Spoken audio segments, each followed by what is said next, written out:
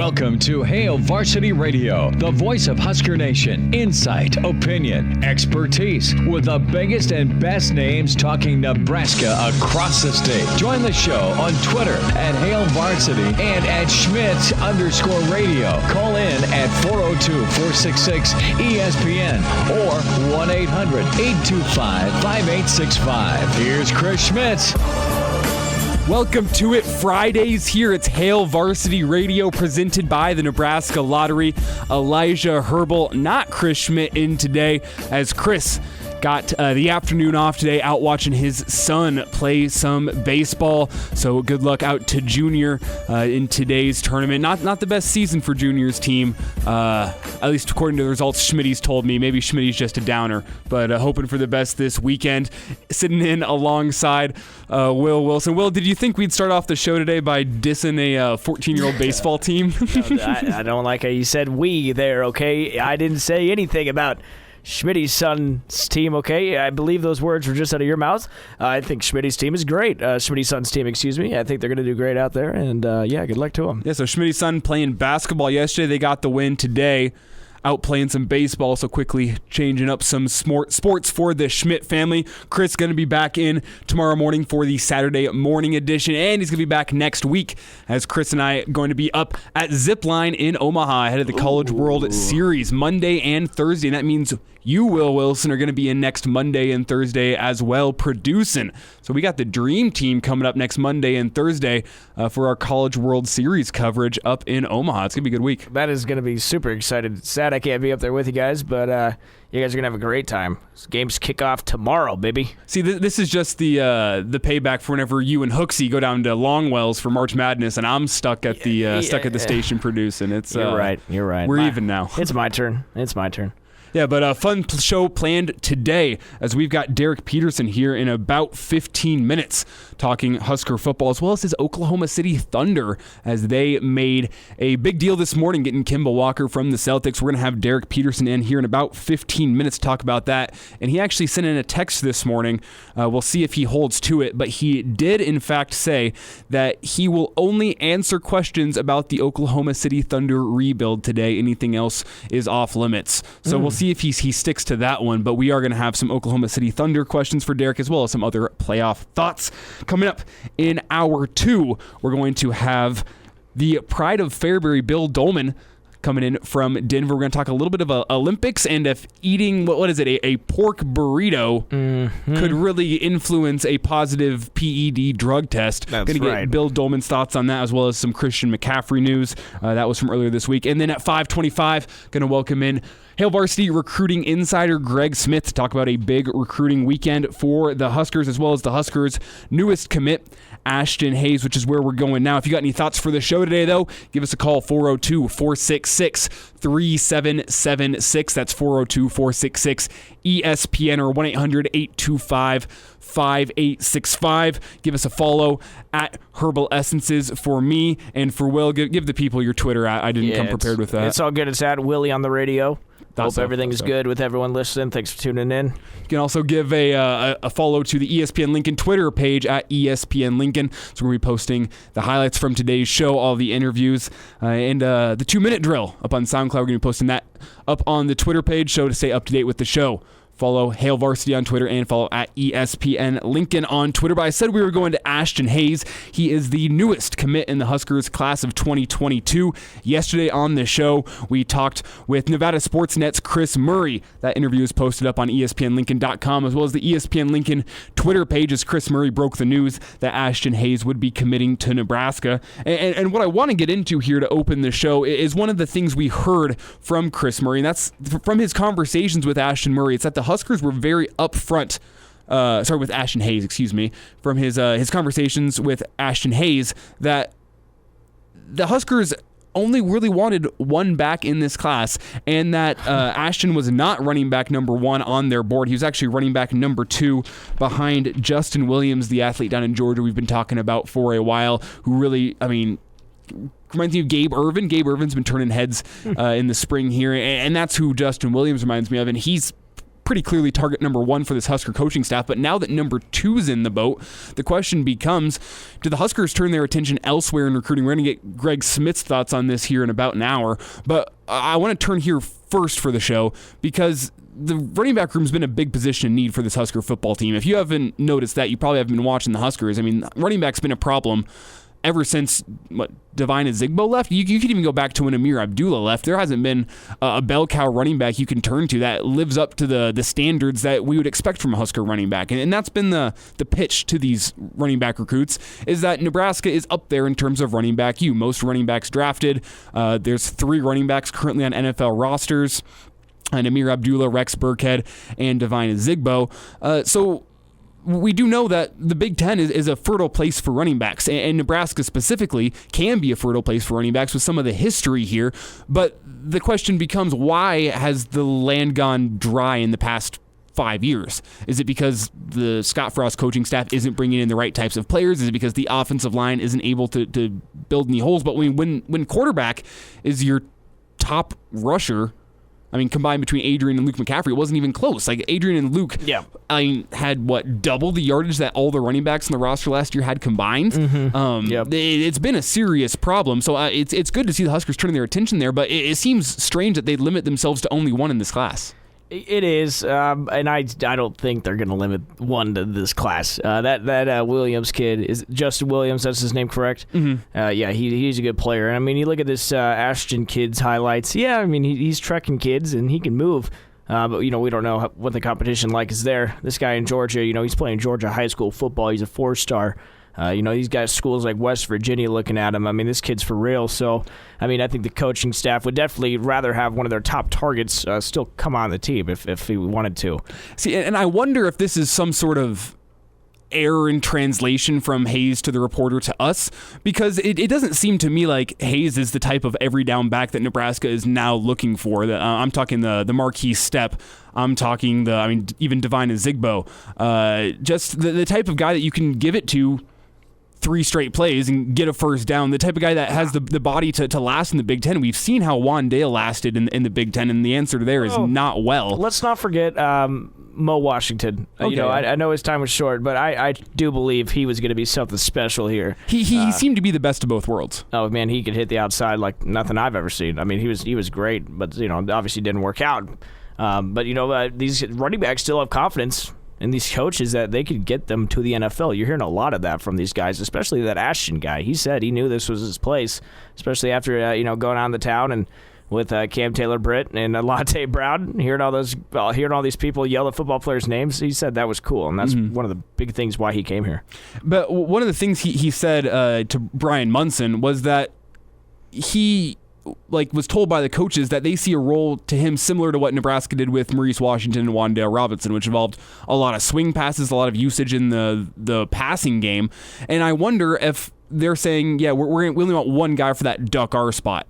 If they only want one guy in this class to be able to be that guy who can kind of play slot receiver and running back at the same time, because it doesn't seem to me like he's the Yant body type, the Marquis Step body type that seems to be finding success at Nebraska. I mean, you saw the spring for Jaquez Yant, and it's because of his body type. You can give the ball to him 3-4 straight plays, and he can go take it up inside against Big 12 Ooh, that's one in the swear jar. Big 12. Wow, I haven't heard that in a while. That was gross. I'm sorry for that one. That's weird. The Big 10 D linemen and the Big 10 linebackers, Wandale didn't hold up well when they tried to put him in that role last year.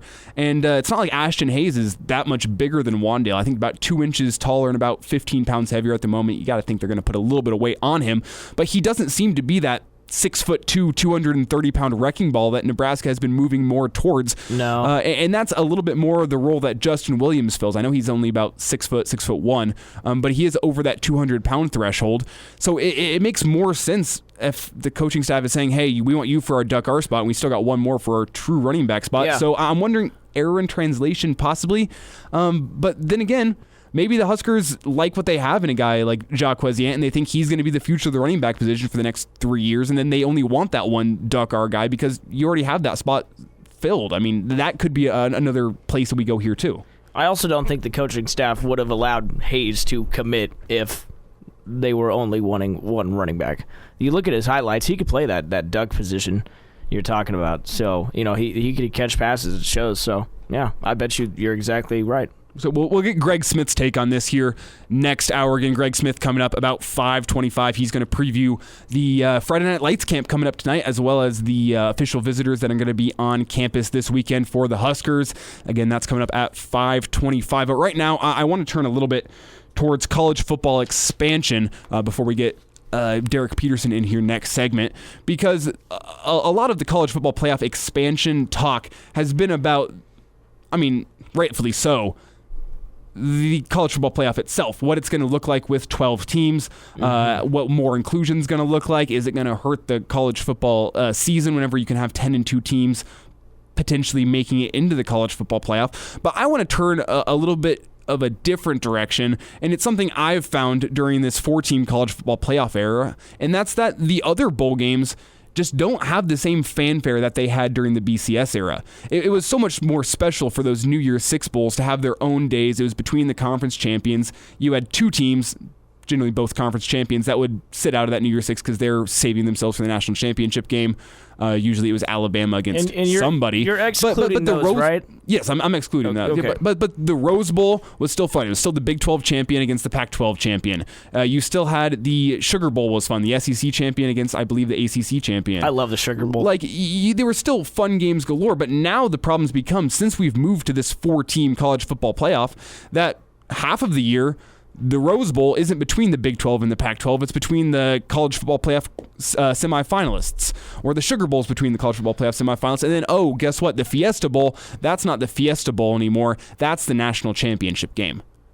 So it takes away half of your fun New Year's Six bowl games. And I know that they've been putting these college football playoff semifinals on New Year's Day, which has been a great time. I enjoy that. But I think they're taking away from the fanfare of the other bowl games by taking away 3 of the 6 most historic bowl games every single year that the people want to see. I want to see the Big 12, the top team from the Big 12, I guess that's not in the college football playoff, going up against the top team from the Pac-12, not in the college football playoff, in the Rose Bowl, like it's been. I want to see that competition, and whenever that gets taken away from the Big 10, well, I mean, do I want to see the Big 10 playing in the Sun Bowl? Not really. In the Duke's Mayo Bowl? Not really. I don't care to see, like, Wisconsin was one of the better teams in the conference last year, and they got stuck on a December 29th bowl game in the Duke's Mayo Bowl. Well, and like that's not a bowl that's up to their level, because the Rose Bowls got taken away because of the college football playoff. Yeah. So it sounds like you're in favor of the playoff expanding. Like you're cool with it. It sounds like, because in those bowls you're talking about, the Cheez-It Bowl, the Mayo Bowl, the Papa Murphy's Bowl. The Foster Farms Bowl. The only reason those are a thing is for money. And so you're saying you wouldn't be fine, or you'd be fine with those just going away. I wouldn't be fine with those going away. I just wish that the top teams in each conference were playing in a bowl game that was up to the level that they deserve.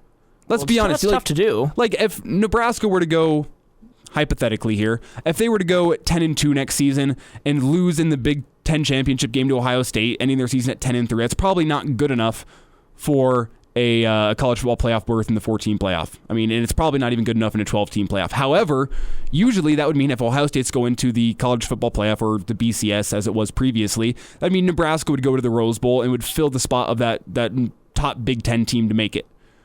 Mm-hmm. However, you're disrespecting Nebraska by sending them to the Duke's Mayo Bowl, because nobody cares. Nobody cares about having a Duke's Mayo Bowl trophy in the trophy cabinet at Memorial Stadium. No, you make a great point. Yeah, and expanding the playoffs gives them that chance to prove that they are that team. But I just want to see that the fact that these teams that miss the college football playoff can still get into a bowl game that matters. Keep the college football playoff separate from these traditional bowl games that we've all known to grow and love. I don't know if I can agree with that. You know the other way. Well, I feel like then those bowls are going to lose their relevance, their importance, when you're putting teams worse than the teams that usually play in it. So you're saying if you hold out the top 12 teams in the country, then that Rose Bowl, that Sugar Bowl is going to take a dive in quality because it's worse teams, and then it means less? Yes, it will. I disagree with you, because I think of the history. I think of the history of the Rose Bowl. You still have the Rose Parade. It's still a big deal to go and win the Rose Bowl, even if you're going and beating a 9-3 team from the Pac-12. Just because it's still, well, it's not going to happen, because there's something going on with the Rose Bowl about moving dates. They don't want to move. In order for the playoff to use the Rose Bowl as a game, they would have to move a date. And the Rose Bowl corporation doesn't want to do that. They don't want to move. So something could be happening there. There was an article in The Athletic. This is by Scott Doctorman, I think, discussing just what would happen. And some of these bowl directors have been saying, we can't make a comment on this. We don't want to make a comment on this. We don't know enough. But there was a comment from... the Alamo Bowl Executive Director Derek Fox. He says, we're certainly excited to be part of the postseason going forward. Now you have more access for teams. You have an expanded chance for teams to be in the playoff, and from that perspective, it goes from 4 to 12. You have a chance to win it on the field, and you have it within the bowl system as well. I think it's a good model that's been put forward. So some of these bowls are excited about the prospect of having a 12-team playoff. But I just wonder, is the college football playoff going to become the only thing that matters in the postseason? That's, I guess, my concern here. Whenever I boil it down at the end of the day, it's that people are only going to care about the 12-team college football playoff, and every other bowl is just going to be thrown to the wayside. Okay, yeah, and I think that's going to happen, and you think the solution to that is saving the New Year's Day bowls as something separate than the playoff? Yeah. Okay, I could get with that. I can see how that would work, but I still don't want it to happen. Okay, it only took me 4 minutes to get to boil down my argument to its simplest form. I get it. But I don't know. It's something to monitor going forward. I just don't think that the college football playoff should be the only thing that matters in the postseason. I think you got to keep the other bowl games as important as they were previous to the college football playoff system. We're going to get Bill Doleman's thoughts on that, Derek Peterson's thoughts on that, as well as some Oklahoma City Thunder news. That's next. Hail Varsity Radio.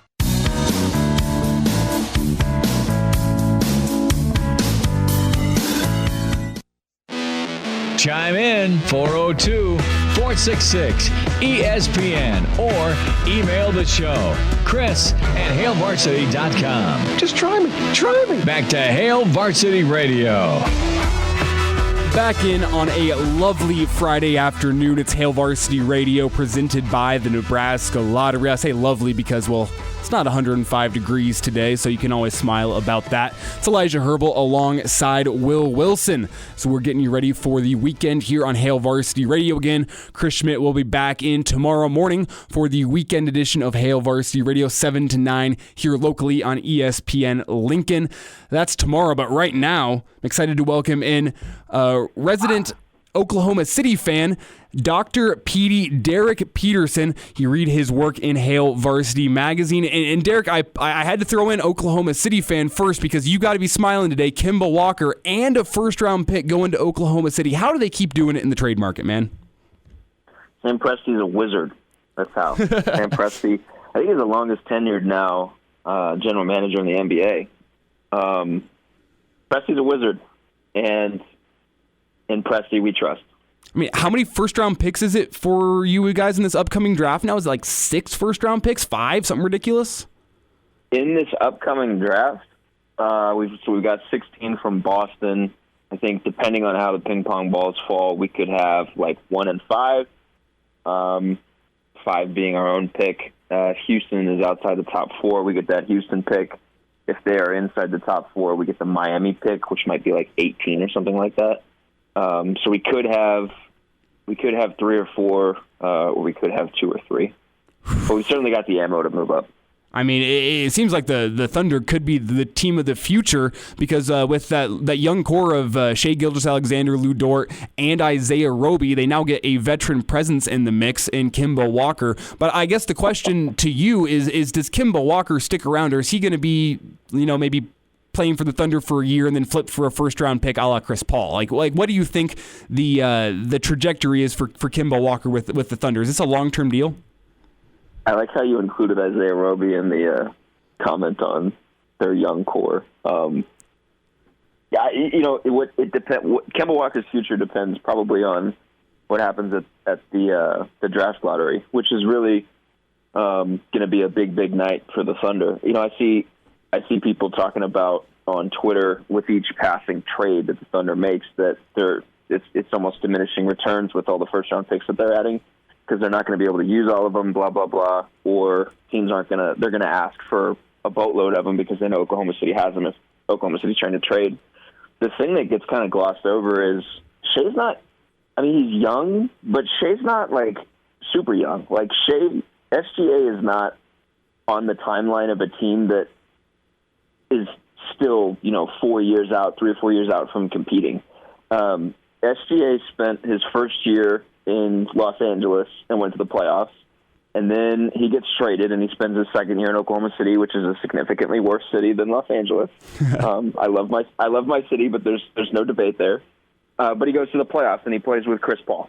And then his third year, he's on one of the worst teams in the NBA. And because he is so good, he gets shut down for half the year. Now, he had injury, but he gets shut down for half the year. So, next year will be his fourth year. I mean, he's going into a potentially making a lot of money. And if Oklahoma City isn't in a timeline to win over the course of his next contract, what incentive does he have to stay in Oklahoma City? It's very little. So if you're the Thunder, you're looking at this draft lottery and you're like, okay, if we can get 1 in 5, then we're looking at Cade Cunningham, maybe Evan Mobley falls, or Jonathan Kuminga or something like that. We're ready to go. We're ready to go. Those extra picks that we've got in future drafts can be trade fodder, so we can add stuff around those 3 guys, and we're ready to go. If you don't get one of those, if you don't get Cade, if you don't get someone like Jalen Suggs, or if you don't swing a trade or something like that, Shea is close to out the door, I would think, or would have reason to want to look around a little bit in a year, because this could be a longer term project. So if they add, Cade Cunningham, if they get a couple of top 5 picks, then, you add those guys and Kemba Walker is around for a while. If they don't, and they're still in a position after this draft where they're not in a winning mode, then yeah, Kemba's probably getting flipped again. But like you saw with Chris Paul and then Al Horford to a lesser extent, there's a rejuvenation effect at play whenever you go play basketball in Oklahoma City. Derek, to get this back to some Husker talk, we do know that Moses Brown and Al Horford are now on the way out of Oklahoma City. So does this clear some space to get Isaiah Roby some more playtime next year? Is he ready for that, or is he still, do you think, a role player in this Oklahoma City team? Well, I mean, he had good opportunities last year whenever Horford was not playing or missing games. It was a lot of Roby, and I wasn't super convinced with Moses Brown. Roby is I don't think Mike Muscala is coming back. Obviously Moses Brown is not coming back. Al Horford is not coming back. So as long as Roby's on the team, he's going to get an opportunity. Just kind of depends on who they're drafting. If they're drafting a guy like Evan Mobley or Kuminga, there's probably not. You probably want those guys on the court more than you want Isaiah Roby. And long-term, Roby is probably a backup reserve big off the bench for a really good team.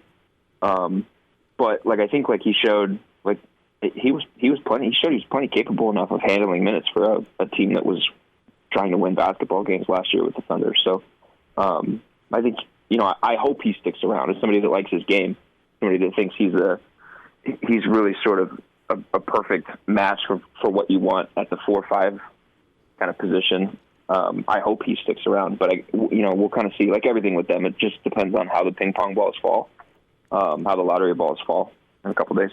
You read his work on Hail Varsity Magazine. It's Derek Peterson with us. You find him on Twitter at Dr. PDHV. Derek, going back to some Husker news, we did hear last night that the Huskers picked up a running back commit out of Ashton Hayes, and he said after he committed that the Huskers told him they only want one running back in this class. I know you're not the recruiting guy. I know that's Greg Smith, but when you look at this current Husker roster, do you think they're in a place where only adding one running back in this class of 2022 is a smart move?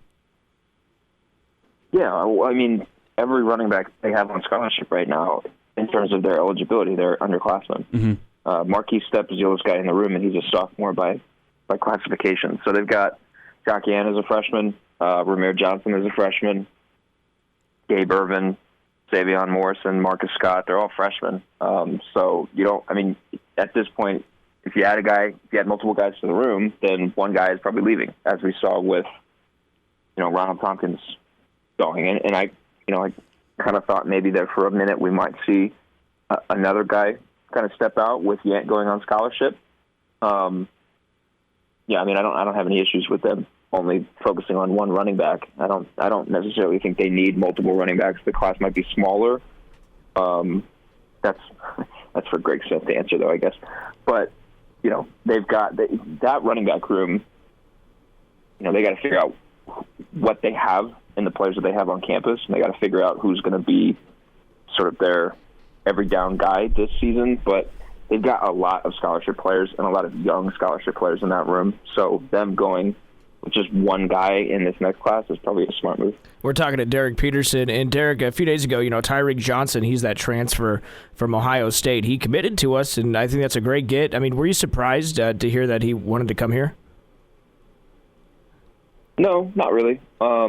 Keeps him in the Big Ten. He's a high profile guy that came from a winning program, and I think he told a couple people that he knows how to win. He knows what a winning program looks like. He knows sort of what it takes on a weekday to win.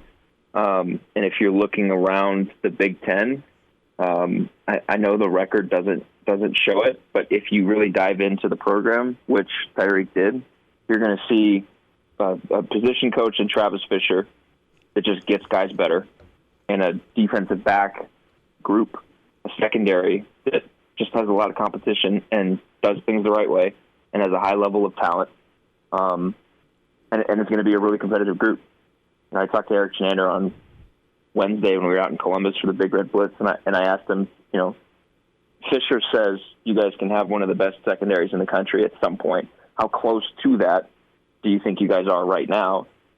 And Chenander's message was like, hey, let's figure out what happens with that other corner spot and go from there. But I think we're pretty close right now.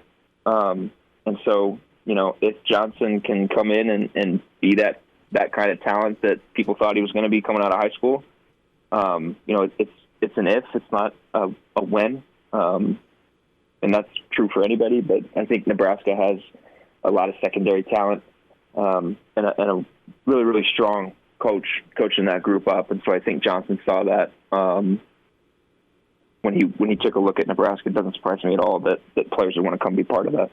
Now, Derek, with that Tyreek Johnson news and then the Christian McCaffrey tweet at Scott Frost, the transfer portal has, rightfully so, been one of the big topics of conversation around Husker football this week. So my question to you is, when you look at the transfer portal results for Nebraska as a whole, players out versus players in, do you think that Nebraska won the transfer portal this offseason in terms of the production they're bringing in as opposed to the production that they're losing? You lost Wandale Robinson.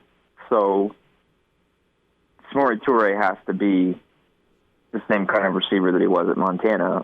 You can't answer that question right now. Mm-hmm. Those guys they have to.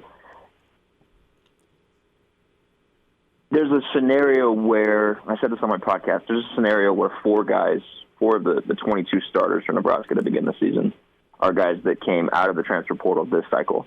Samori Toure, Marquise Stepp, Chris Kolarovich, and Tyreek Johnson. There's a scenario where all of those guys are super big wins for Nebraska.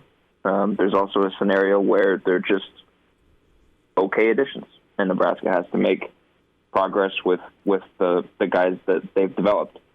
And this is sort of the thing that rubs me wrong with the transfer portal is it can't be the boogeyman when guys from your team leave, and also be this super great thing when guys come to your team, because there's the perception of the players that are going out don't want to work, they're not competitive, they are running away from competition, they're running away from a good thing, they are taking the easy way out, blah, blah, blah, and the guys that are coming in are, studs that everybody else looked over that are going to make you so much better. It's always somewhere in the middle, and I'm high on Samori Toure and what he can do for this offense. I think Chris Kolarovich is going to be an underrated addition for the defense.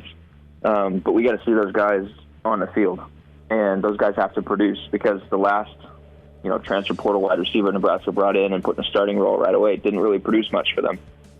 So those guys have to live up to expectations as well, which I know it wasn't really your question, but that's just, that's kind of the thing that we've gotten into with the transfer portal. There he is, Derek Peterson. Derek, we're up against a hard break. We spent way too much time on the Thunder, but that's okay. I like getting your opinion. Be good this weekend, all right, brother? Thanks for having me on.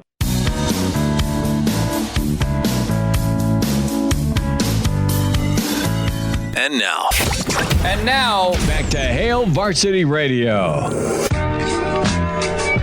Back in, it's Hail Varsity Radio, presented by the Nebraska Lottery. Lots of Husker football talk here to open the show. As this is a Husker football talk show, so that's what the people want. But we do want to touch briefly on a topic we haven't gotten into since the Big Red Blitz on Wednesday. The Christian McCaffrey tweet at Scott Frost and all the drama that followed has kind of taken center court since then. But I do want to talk a little bit of volleyball, as we got some interesting comments from Tyler Hildebrand, coach of Husker volleyball. Before we get into that, got to remind you about our friends over at West Blue Realty. If you're looking to make a move here in 2021, the home market is crazy right now. So you got to give your friends over at West Blue Realty a call today. They specialize in residential home sales in Lincoln and the surrounding communities, and they will help make your next move a smooth one, regardless of how crazy the home market is. And you can also mention Hail Varsity whenever you are talking with West Blue, and they will provide you with up to $1,000 on the closing of your next home purchase. And if you got ag land, well, they can handle that too. They have an auctioneer, can handle anything from live auctions, sealed bids, and even general land listings. And they've sold land all around Lancaster County. They can handle a wide radius. If any of these things apply to you, you got to give my friends Tom Luby or Kelly Hofschneider a call today. You can call Tom 402-540-3768 or Kelly at 402-202-2312. Call them to get more details. You can also visit them down at 1120 K Street, Suite 200 in beautiful downtown Lincoln, or visit westbluerealty.com. And remember,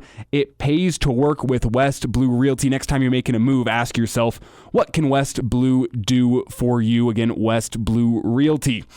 But we got to get into this Big Red Blitz comment from Tyler Hildebrand. They were out in Chadron, Nebraska. They were on the Chadron, Nebraska stop of the Big Red Blitz. And Hildebrand was up at the mic, as we've heard. And the conversations were a little bit more candid than what we've gotten in press conferences usually. That's why we had the Scott Frost comment about Luke McCaffrey. We had the Husker coaching staff kind of being real with the Husker fans that were out there asking them questions. And out in Chadron, Tyler Hildebrand apparently said that Lauren Stivrins is coming back to Lincoln for the spring, which raised hell on Twitter, to be honest. People are like, we already have Lexi's son back. Lauren Stivrins is coming back. We're going to win a national championship next year. But we did get a clarification from the Husker Volleyball Twitter page. That was that Lauren is coming back to Nebraska to rehab from a back surgery that she recently had. And she has yet to make her decision whether or not she's going to be coming back to Nebraska or whether she's going to be playing professional volleyball. Again, no decision has been made. But does this make you think that Hildebrand knows that maybe she's leaning towards coming back to Nebraska if he's going to say something like that? Or maybe something came out, he didn't realize the effect it would have on the crowd, what people would take from it whenever you said, oh, she's coming back to rehab. Maybe, I don't know. I wasn't there. I can't read too far into it, but it just seems like a bit of a weird comment to be making, especially if Lauren's already told him, I'm going to be going to be playing professionally next year. It'd be weird to mention that in the Big Red Blitz at all, that she's going to be coming back for the spring to rehab a back injury. Yeah, and that's why I think it was just a classic, classic miscommunication. Maybe didn't see the email, didn't check the email when he woke up and saw that the message saying, hey, don't give out this Stivrins news. Okay, I mean, that's my thought. I do think that was something that they were hiding and that he accidentally said it. I do think Stivrins is coming back, but what do I know? I think anything could happen. Maybe he just made a mistake, but I don't think that mistake was a coincidence. I mean, who knows? But what I can say with more confidence than that Stivrins is coming back, I don't want to put that out there. You never know. I do think just based on this, my read is that there's got to be some talk of her coming back. Yeah, and I mean the school said that she was coming back to do something other than play, right? Mm-hmm. They said she was coming back, so we know that she's coming back and she's going to be on campus. I mean, that's say less, I mean, that depends on the back injury and how that is. But to me, that I read that as one step away from coming back to the team next year, especially with how disappointing that season ended last year in a COVID year. one more chance to come back and win a national championship. But as I was saying, what I can say is I am getting the read here of Hurrdat being the one out in Big Red Blitz making comments to people. It seems like the Husker, athletics department is making the effort to put Tyler Hurrdat out there a little bit. To be the one that the fans are talking to be the ones that is being seen as associated with the Husker volleyball team. And it just further confirms to me that he's the head coach in waiting, a la Dabo Sweeney down at Clemson.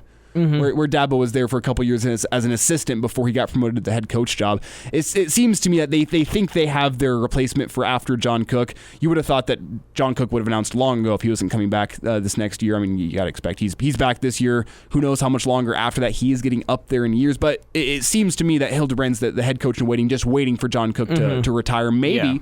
Maybe there's been talk out there of maybe getting a look at the Nebraska AD job once Bill Moose is moved on. Yeah, that's about Hurdat becoming the head coach. That's kind of the general thought. Everyone's kind of thinking, and Cook to AD. That's it's an interesting thought, but that's for another day. It is for another day. Yeah. Well, I'm just appreciate John Cook while you got him. That's my plea to Husker fans out there. Is while you have, it sounds so easy, I wish I could have been alive whenever Tom Osborne was in his prime here. And someday people are probably going to look back at this Husker volleyball team and say, man, kids, you should have seen this Husker volleyball team when John Cook had it rolling. Oh, it's true. That's a good point. Because, he has been at the top for years. Before we get out of here this hour, let's take a look at the Athlon prediction for the Nebraska football team for 2021. How exciting. As Athlon has ranked their top 130, which just seems so ridiculous to try to rank the top 130 teams in the country 1 through 130, but they're trying. It's cool to see what they're going to give it a go. And as of right now, the Cornhuskers have ranked number 48. Number 48. The big wrap-up at the end says that while a special element of the schedule was lost, the Huskers game in Dublin, Ireland, they get the chance to renew a storied rivalry with Oklahoma, and with a schedule backloaded with home games, despite the fact that most of those are tough games, Nebraska should be able to fashion a 500 record at least, and they finish it up by saying that they have placed Nebraska at number 48 in their preseason rankings of the college football, all of Division I. Well, we'd be dancing in March if this was basketball, but I don't know, 48. I wonder what they had us at last year. The big point that I'm taking away from this is the Athlon believes that the number one key for Nebraska to make a jump this year is the run game, but defensively they think that putting more pressure on the passer is a priority because Nebraska ranked 98th nationally last year in sack rate, and on passing downs they dropped to 102nd nationally, which is far behind. The defense played well. They were a top 50 defense in the country last year, or right around there.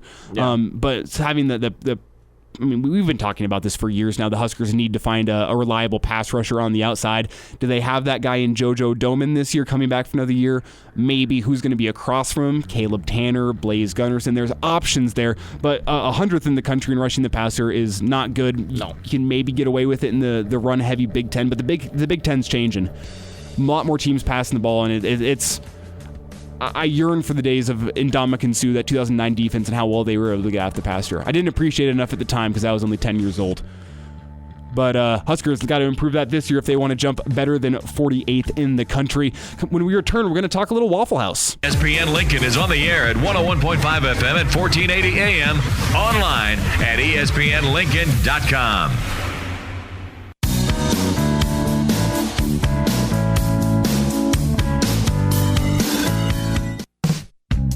Miss us? Come here, brother. Give me a hug. Bring it in for the real thing.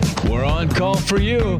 Catch the podcast at HailVarsity.com, the ESPN Lincoln app, or download them on iTunes.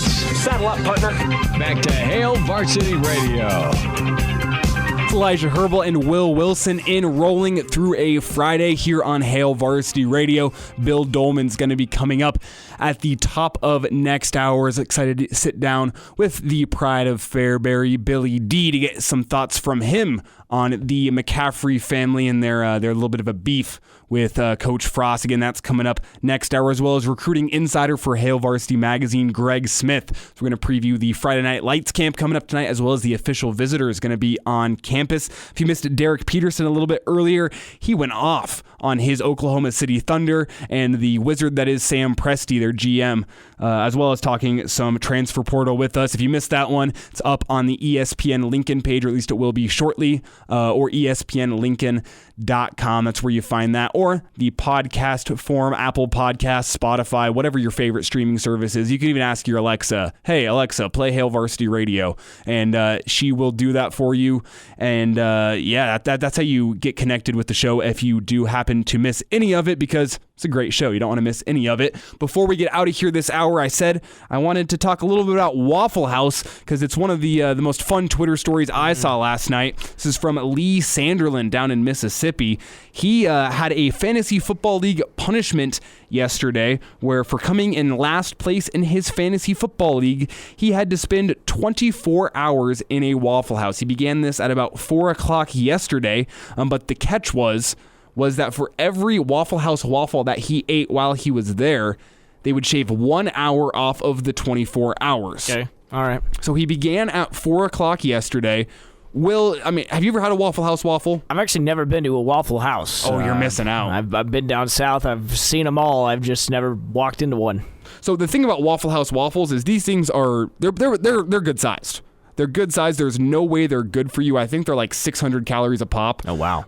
Plus, then you add butter and maple syrup on top, and they're no good for you. Block you up for days. But what's your strategy going into this thing? Do you try to get as many waffles as you can off the start, just to try to shave the waffles on while you're fresh and while you're hungry, or do you try to go slow and steady wins the race? That's a good question. I think if you eat too many waffles too quick, you will have an issue. Something will happen to your body. You will throw up. You may pass out. You may die. You may have a heart attack. Who knows?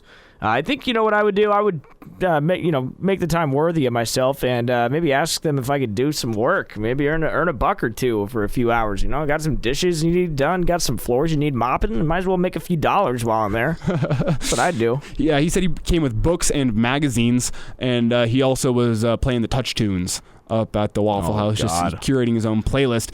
After waffle number 6, he was about 6 hours in, so he had 6 waffles in the first 6 hours. Oh, and then geez. he ended up going and throwing up outside the Waffle House in the bushes, came back inside. All 6 waffles did count, and he ended up taking down 9. So he was out of there after 15 hours, about 7 a.m. this morning. He actually did it. He completed it. He completed it. And I think my strategy's got to be going in there, give me 2 waffles to start, give me an hour off. So I'm going to go 2 waffles in hour 1, and then the full second hour, I'm going to take time for myself, and I'm going to decide if I can get 2 more in hour 3. That guy definitely wasted his first-round pick on Saquon. We were all there. All happened to us.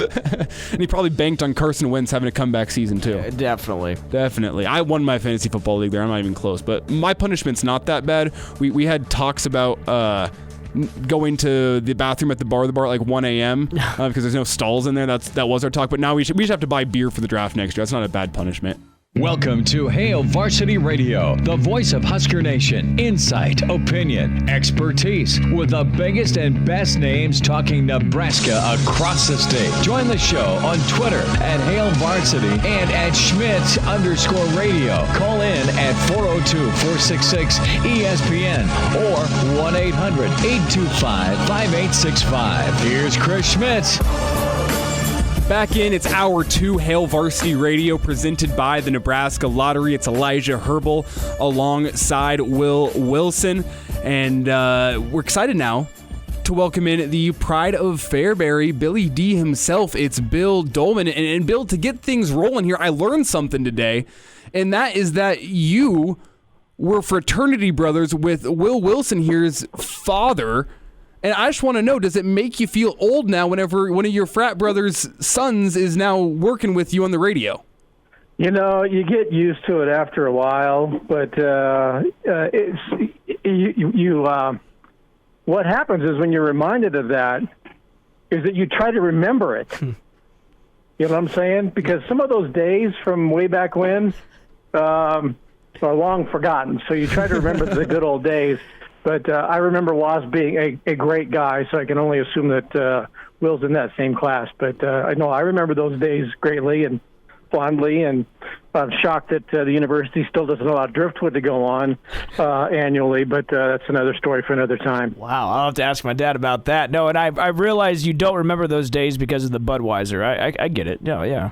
That was high end. Oh, So- gotcha. What were you drinking?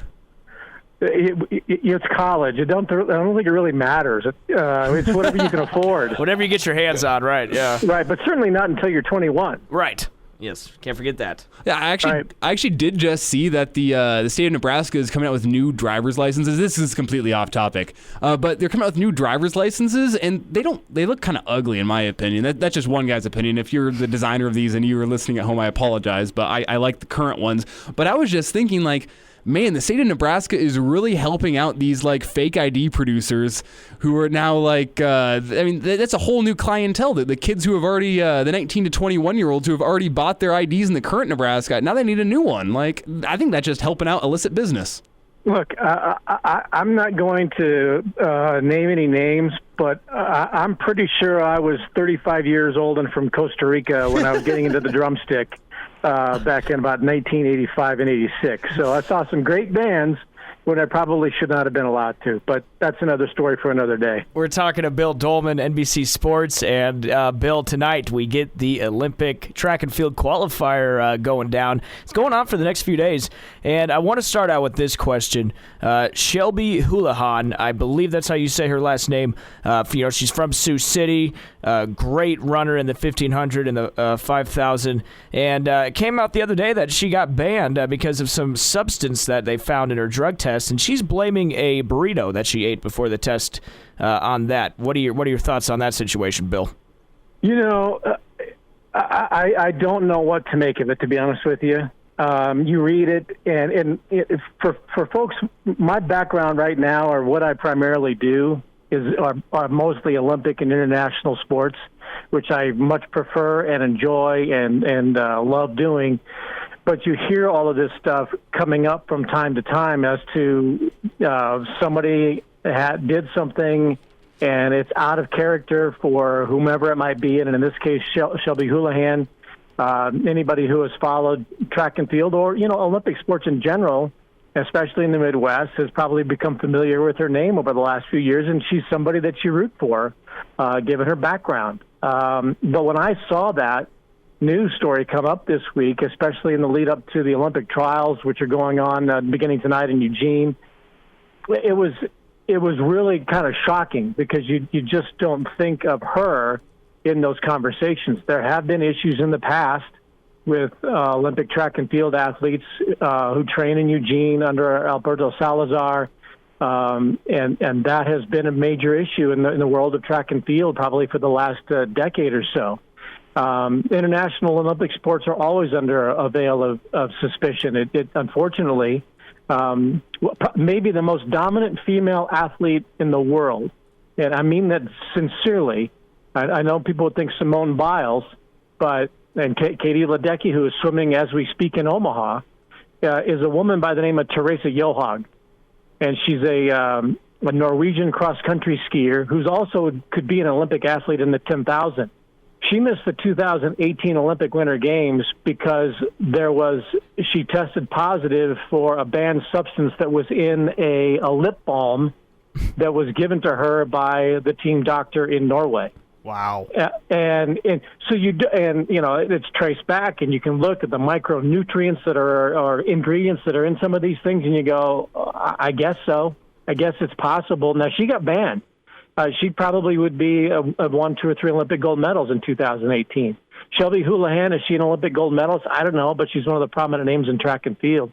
But I say all this because you don't want to believe it, but you just never know. And even the most unsuspecting of names can surface, and lo and behold, it may come out to be, true. Her story may be true, but there's so much gray that it's tough to see through, and especially at the dawn of the Olympic trials. I mean, I'm sure it's mind-boggling for her and devastating. Now, was it Ryan Braun who claimed he ate some granola that had been made by his trainer that then I think he eventually came clean and said, no, I did take that banned substance.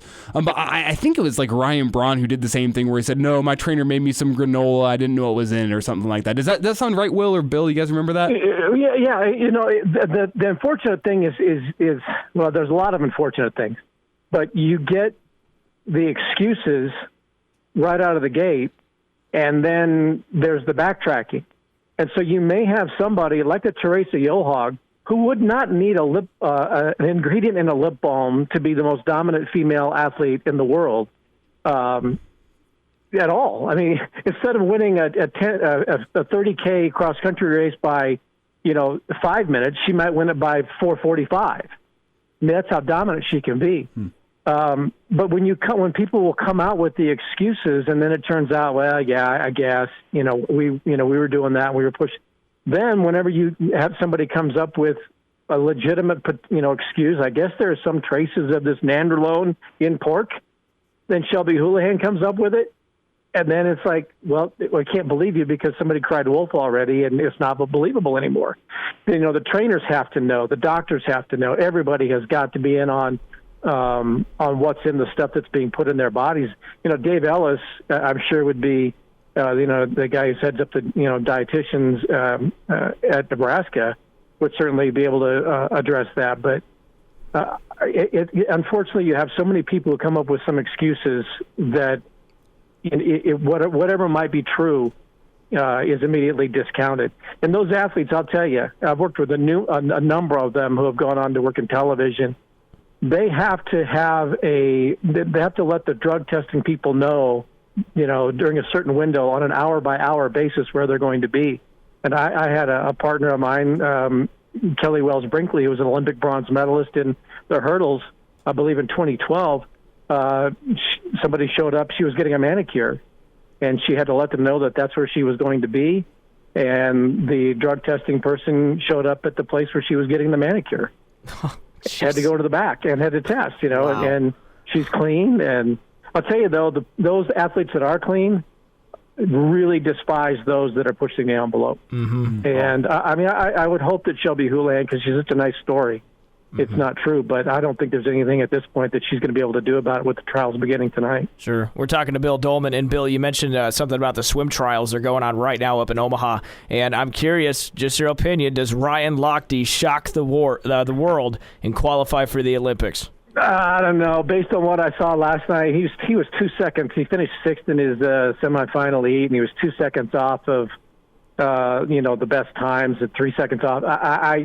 He's going to, at 36, he's going to have to probably pull off the swim of his life. I think it's a great story because it does seem as though he has gotten his life turned around from the drama that he was in Rio and a few years after that. It would be a great story, and I think I've gone from somebody who was ready to hear the last of Ryan Lochte to actually rooting for the guy tonight. I just don't see it happening. I don't think he can get it done, but it'd be great. It'd be great for the Olympics. It'd be certainly a headliner going into to Tokyo in a couple of weeks. Talking with Bill Doleman here on the family of NBC sports networks, including the Olympic Channel. He specializes in that. But Bill, we got to get back to some Husker football talk here. You don't want to talk about Olympic archery? I love Olympics. Well, I can do it all day. I was hoping for maybe a little biathlon talk, but that's the Winter Games. But okay, we'll save the archery for maybe the next couple of weeks. Okay, perfect. Well, I got to save something for Chris next week. But Bill, the big news from this week in Husker football talk was that of Scott Frost and Luke McCaffrey. Luke McCaffrey ended up going to Rice after spending less than a week at Louisville, and Scott Frost essentially said Luke McCaffrey got some bad advice. Someone in his ear was giving him bad advice, telling him to go to Louisville. And Christian McCaffrey and Max McCaffrey both took offense to that, taking to Twitter to call out Coach Frost, saying, "Didn't you yourself transfer?" So, Bill, most of the media and the people I talk to around here are firmly on Coach Frost's side here, saying, well, obviously he did get some bad advice if he ended up going to Louisville for a week because he thought he could win the starting job when everyone pretty much knows he couldn't. So Bill, where do you stand on this? Is it a bad look for Nebraska that Christian McCaffrey is tweeting bad things about Coach Frost? Or do you like Coach Frost kind of standing up for his own team after putting in so much work and saying Luke McCaffrey is the future of this program, then having him transfer? I guess Are you with Coach Frost just saying, I think he's getting some bad advice? I would tend to lean in that direction, given my background. But I think the fact that the guy is there for a week, 4 practices, and realizes that he's not going to be the starter. Not just that it's not for him there, but that is where the big red flag gets raised. I don't want to say put the words in Scott Frost's mouth and say that, well, the fact that he transferred at all was a bad move. I think it's the fact that I think we're all looking at this going, why would you go to Louisville when they've got somebody there who's already established? Mm-hmm. You haven't established yourself, and at this stage of your career, maybe you need to develop a little bit more and stay where you're at, or go to an institution that you're probably going to be the guy. Northern Colorado, would be one where his brother is. But the big red flag gets raised when you leave and go someplace for a week and go, well, I'm not going to start here. Well, I'm out of here. That is where this really gets flaky. The fact that he's going to, I think Rice is a great fit for him. I think it'll be fantastic. He's got a coach that he knows. It's not a major program. Not that Louisville, I guess, could be considered a major program, but it is going to be a place where he's going to find himself in a comfortable situation with the opportunity to compete athletically and academically. If he had gone from Nebraska to Rice, I don't think anybody's having any conversation. Yep. But I think with the fact that, well, you're going to go to Louisville and supplant the starter and then leave in a week, that's where everybody's going, none of this really makes sense, and that was bad advice. So, and again, I'm not privy to what Scott Frost's personal conversations are, but I think whoever said go to Louisville was giving the kid some bad advice. Now, Bill, I don't mind family standing up for family with Christian McCaffrey and Max McCaffrey both tweeting at Coach Frost, but does it leave a bad taste in your mouth, almost like Luke is having his brothers go in and do the dirty business for him on Twitter? No, you know what? I think whenever people show up in August or July or whenever fall camp begins, and maybe next week, I think this is all just done away with. I think people will go, oh, yeah, I might see a Rice highlight and go, oh, yeah, Luke McCaffrey's there. And maybe he'll be in all whatever conference they're in now. Chuck Poole from, days gone by at Nebraska is the sports information director at Rice, so maybe there might be something said as to how well he's doing. But I really believe in a matter of time, Luke McCaffrey is going to be, and I don't mean this in a bad way, is going to be a memory, and a faded memory at that. You'll see him win the Penn State game, but sooner or later somebody's going to come into Nebraska. Maybe it's this Torres kid from San Antonio. Maybe Adrian comes back next year. Maybe it's Harburg. But all of the conversation is going to be contemporary to who's at Nebraska, and people are going to forget about Luke McCaffrey. And I don't mean it, again, in a bad way, but they're just going to forget about him. He'll be at Rice. He'll go on. He'll be a great athlete, may not be an NFL player. But I think this is a conversation for this week and this week alone.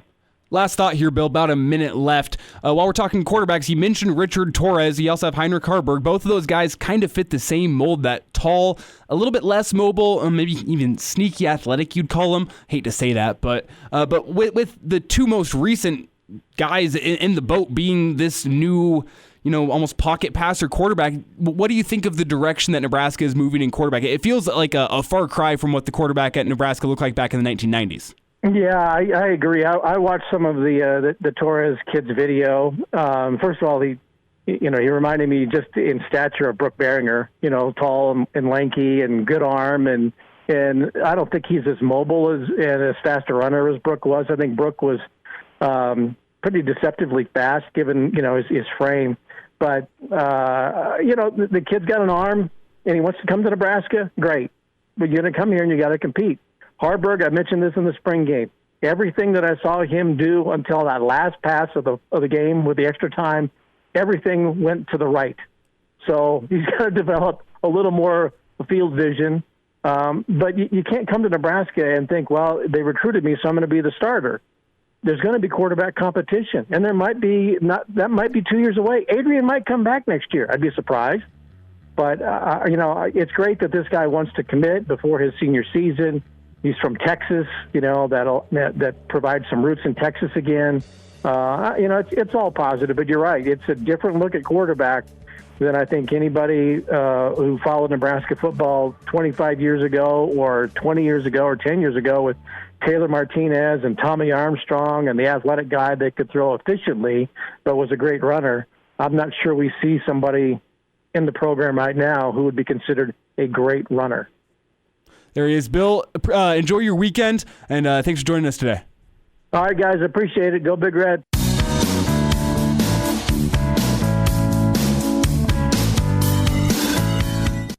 And now, back to Hail Varsity Radio. Back in, it's Hail Varsity Radio, presented by the Nebraska Lottery. Excited to welcome in Hail Varsity recruiting insider Greg Smith. The Huskers have a big recruiting weekend ahead of them, Friday night's lights and the Adidas Pipeline Camp. But first, Greg, I want to ask you a little bit about some NBA action because it's getting weird in the playoffs this year. There's some injuries.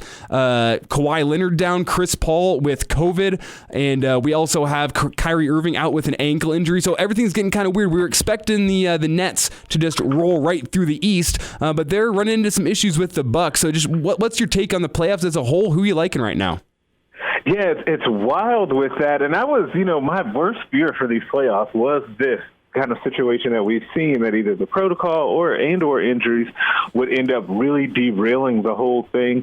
And that's what's kind of happening. Like, I don't know who in the world you're supposed to pick because, you just think through it. The Nets and their situation with their injuries, even though KD has been fantastic, so maybe it's just still them by default. The Suns, Jacob's Suns, with Chris Paul is going to be out, I guess, for a while, and Kawhi Leonard going down. The Bucks seem to have their own struggles. I'm just not sure what to go, but it's been wild. It's kind of keeping us from having the best basketball possible, which really stinks for everybody involved. But it's going to be a fun finish to the end. Greg, I need your prediction now. Who do you? I don't need a finals winner, but I at least need your prediction for who makes the finals. Clippers could beat the Jazz. I could still see the Jazz coming back. It's going to be Game 7 between Milwaukee and the Nets. Anything can happen at this point. But as of this moment, who do you think makes it to the finals in each conference? Man, that's really tough. I'm going to go with the Jazz and still the Nets. And I'll go ahead and say I think the Nets would win that series. But, boy, I'm very nervous about all of that because, hell, who knows with any of that what's going to happen. Yeah, and the Jazz still have a hill to climb against the Clippers. So, the Phoenix Suns are a popular pick, but you never know what's going to happen with Chris Paul going on the COVID protocol. But Greg, I want to shift gears here and go recruiting as the Huskers picked up a commitment last night, the 5th of the 2022 class in Ashton Hayes, and running back out of Nevada.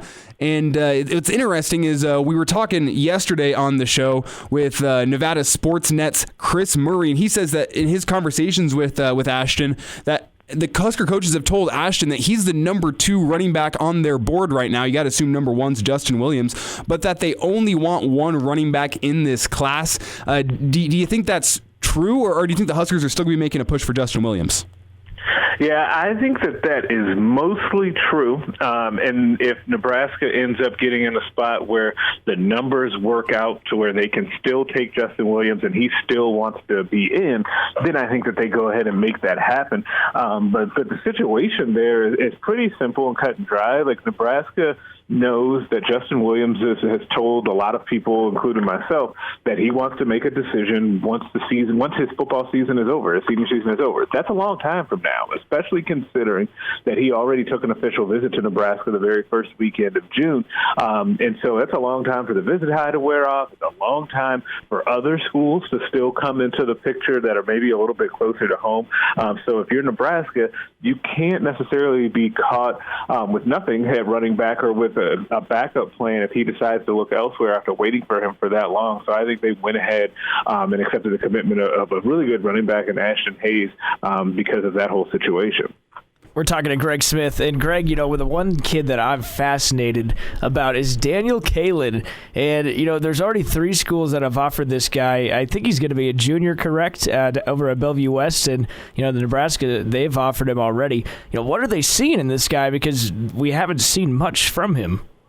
Yeah, he'll be a sophomore because he's a 2024 kid. I get that confused as well. It's easy to mix up. So yeah, he has not. It's really a wild situation, and you're right to have your eye on him. Because one, he's already picking up Power 5 offers. In quarterback, so that's always a thing where people obviously always want to talk about quarterbacks, but also he hasn't started a game at Bellevue West yet. And so to be in the situation where he now has multiple Power 5 offers without starting a game is pretty remarkable. I think he's the youngest quarterback in Nebraska history to pick up an offer to play the position. You know that once he gets on the field, though, he's going to have all sorts of weapons to throw to. The Bellevue West is just loaded with Power 5 talent every year, it seems like, at the skill position. So it'll be really fun to track his development and recruitment over the coming years. He's actually on campus right now at Nebraska. Nebraska's having kind of their Big Red Barbecue right now for selected Husker targets. Yeah, and what gets me about him is he's the same age as my little sister who just turned 16 and is still scared to go drive, and he's out there picking up Husker offers. It's just so weird to think that someone the same age as my little sister's out there getting offers. This must be what getting old feels like. Yep, I was just thinking that, man. You are welcome to our side. If Schmidt was here, he would say the same thing. But Greg, you were mentioning that Kalen's on campus right now, so I want to get to this recruiting weekend for the Huskers. They got the Friday Night Lights camp tonight. They have the Adidas Pipeline camp coming up tomorrow. So which guys are going to be on campus today? I've already seen via Twitter that James Mons, we've talked about him a few times, is going to be on campus this weekend. But who else and what is going on in the Mons recruitment? Are the Huskers still towards the top of that list? Yeah, I'll start with Mons. They're in a Big Ten battle for him. I think that he visited Indiana last weekend and really enjoyed that trip. And then this weekend, obviously, he's at Nebraska. He's here now. I think he had tweeted out a little bit earlier a video of him in the stadium. So he touched down. He made it to Lincoln. And so then next weekend, he's got a visit to Wisconsin for an official visit. So this really feels like a kid down in Florida that wants to end up playing in the Big Ten. It's just a matter of where. I do think Nebraska is in a good position with him. They're probably chasing Indiana at this point, who made a real impression last week. But he is a legacy recruit with his uncle having played corner here at Nebraska in the 1970s. And so we'll see if Nebraska can make a big push with him. But like you said, there are a number of events that are happening this weekend. As Nebraska, already today has had their latest slate of kind of private workouts in which they had those where a guy like Carson Hergley out of South Dakota coming in as an athlete was one of the highlighted guys. LJ Richardson came in from Bellevue West, talented running back for the 2022 class. Then they'll have this Big Red Barbecue here. I think they had it this afternoon. And they'll have a number of guys all the way up to the 2024 class for that. And then they have a full slate of official visitors coming in at the same time that they're hosting Friday Night Lights and then the Pipeline camp. I don't know when these guys are going to sleep, probably about as much as I do at this point. Now, Greg, are there any official visitors that are going to be participating in that Friday Night Lights camp, or are most of them just going to be on the sidelines kind of taking in the official visit and talking with coaches, players, whatnot?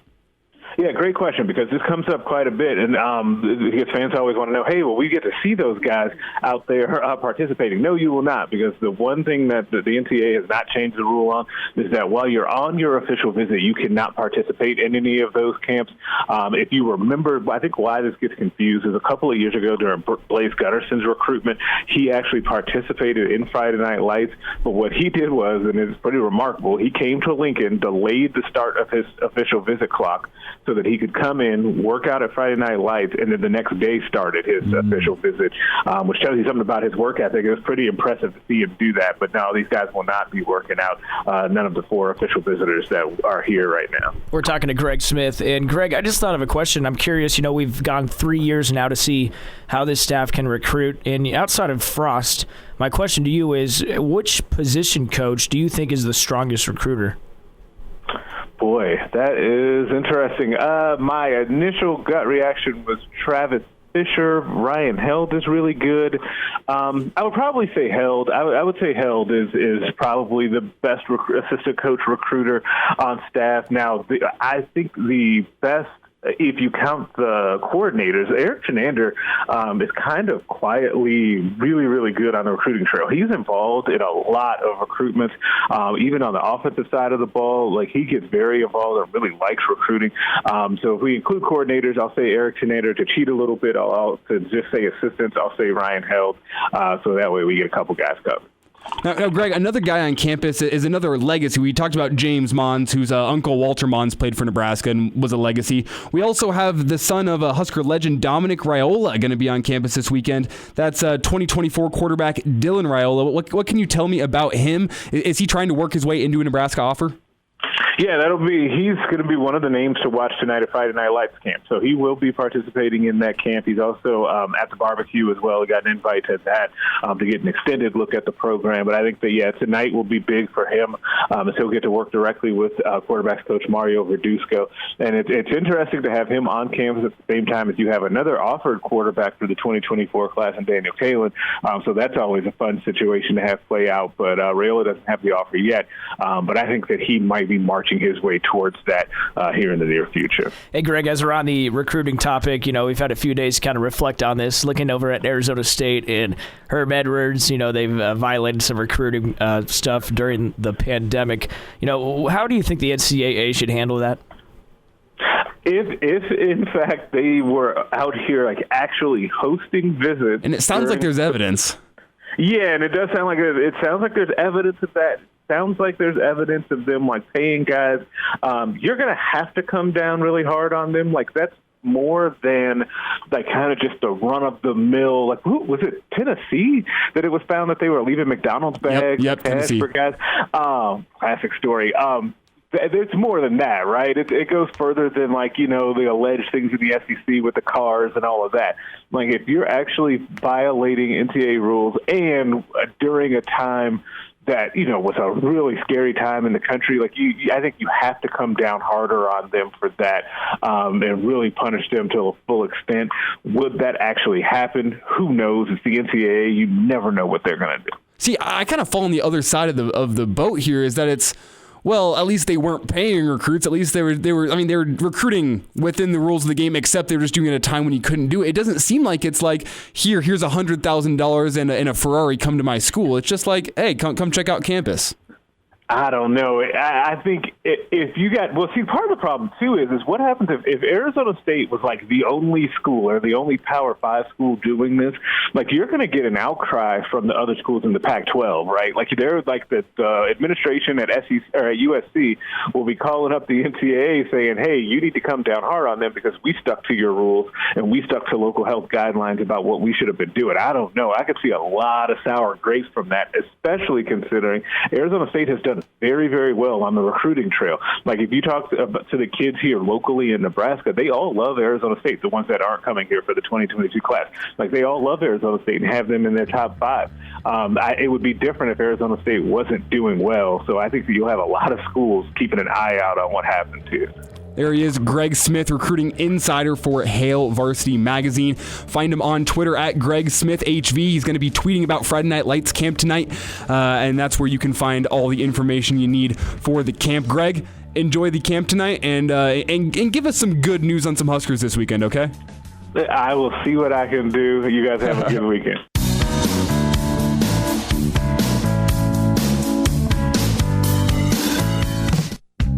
Miss us? Come here, brother. Give me a hug. Bring it in for the real thing. We're on call for you. Catch the podcast at hailvarsity.com, the ESPN Lincoln app, or download them on iTunes. Saddle up, partner. Back to Hail Varsity Radio.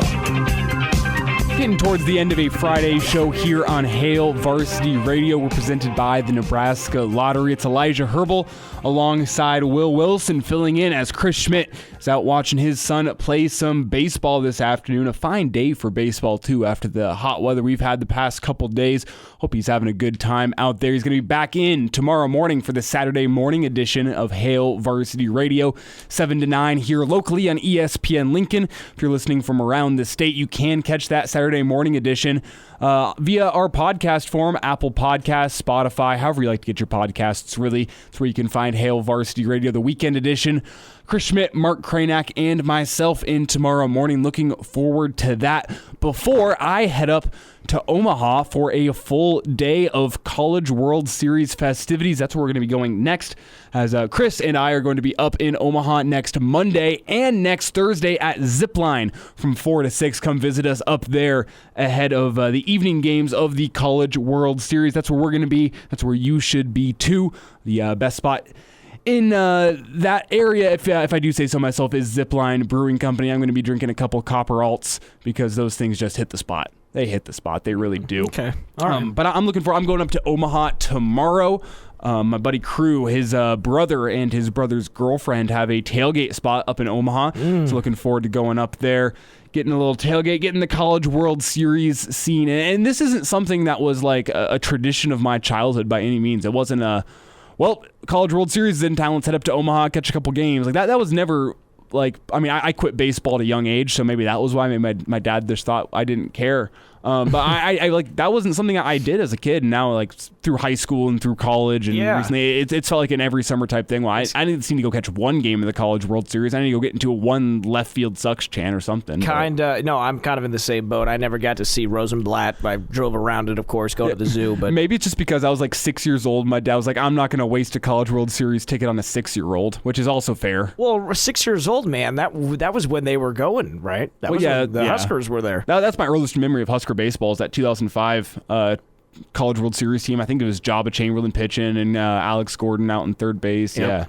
I never got to see a game at Rosenblatt, but I'm with you. As I got older, I kind of started going to some more games at TD, and there's nothing like it, man. I'm really excited because this is my first College World Series since turning 21, because last year got canceled. Yeah. So it's I'm hoping for a fun Saturday up in Omaha. Oh yeah. But it's one of those things where it's almost we take it for granted around here that College World Series just in Omaha, and it's actually like kind of crazy, the story. I don't know enough to actually get into the story here on the radio, but the story of how Omaha actually got the College World Series. There's a whole PBS documentary on it I watched one time. I recommend it. I'll find the name for it here in a second. I'll get it to you in the last would love segment. to know, because I've always wondered how Omaha got all these events, CWS, the swim trials, all that. How did they get that? It's interesting to me. Well, get this. It was a guy by the last name of Rosenblatt who got the College World Series to Omaha, which makes sense. I knew that much, but I didn't know who, the whole situation. But it's been a tradition since like the 1960s. So. It's going to be a fun time. You're going to be down there doing your thing. Barstool, they're going to be down there having a show, which is always fun when national people. I always wonder who throws out the first pitch. I remember one year it was George Bush, former president. I wonder who's going to do it this year. You don't think they go for Donald Trump, do they? Oh God, no, they don't do that. Yeah, but we had NC State baseball coach Elliot Avent at the podium today, and he gave praise for Omaha and said that almost no event stays in one place forever. The direct quote is, "The Masters will probably always be at Augusta, and the College World Series will always be in Omaha because of how well Omaha and the state of Nebraska treats like the College World Series. Like, I mean, it's the premier event in Nebraska every year, right? It would be a tragedy if that ever left the state. Omaha better never do anything to make that happen. It's the contract through 2033. Hopefully, that will be no issue after that. Yeah, I agree. It should stay here of all time. But I think what locked it up was the fact they built TD Ameritrade Park to house the College World Series. I think that's the one that's going to keep it here forever, at least until TD Ameritrade is not a usable ballpark anymore, which has got to be 50 years in the future. Who knows? I mean, ballparks now, some ballparks have been around for longer than that, so I don't know, but they've done a great job of just making that whole downtown area a great environment.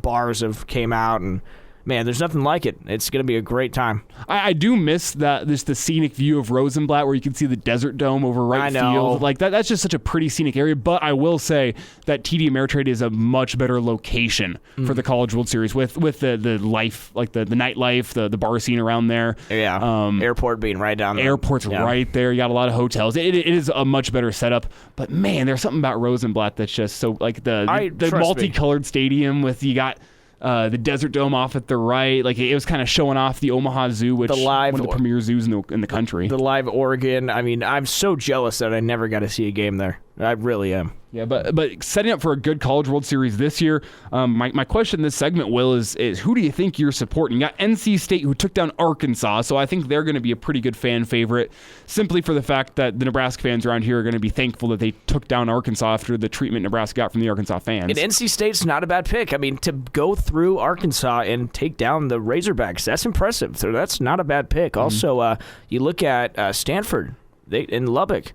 Right? I mean, they got out of that super regional, too. That's very impressive. So, I mean, outside of Vanderbilt, those are the two teams that I'm keeping my eye on, Stanford and NC State. I mean, and the College World Series is designed in a way that it is pretty wide open every single year. I mean, you never really know who's going to... Michigan. Yeah, 2 years ago. You never know who's going to come through because it does come down to who gets hot at the right time. Right. And the teams I see are hot right now is Tennessee. Tennessee looks pretty good right now. I think Chris is going to be on the Tennessee bandwagon this next week because he I mean, that walk-off scene...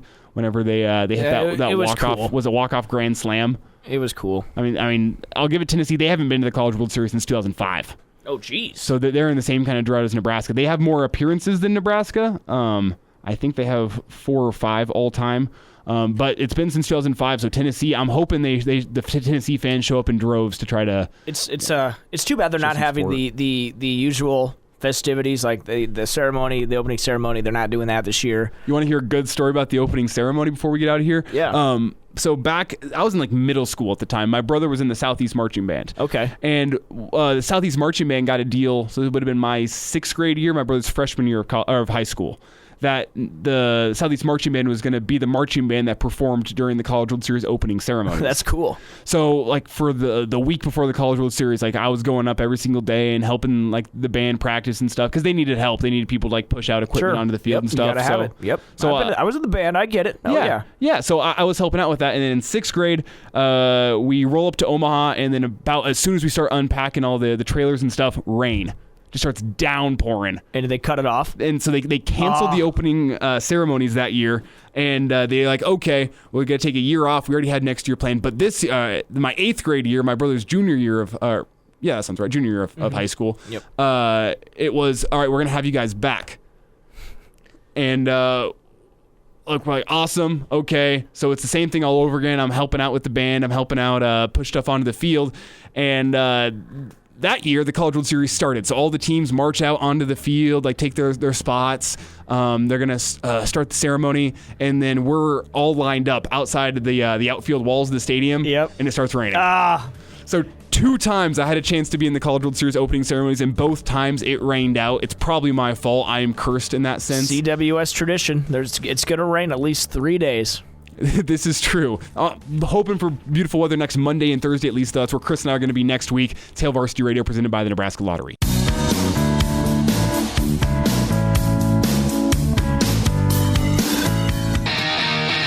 And we're back Fellas, think we could listen to the radio listen? on Hail Varsity Radio presented by the Nebraska Lottery. Yes! That's awesome!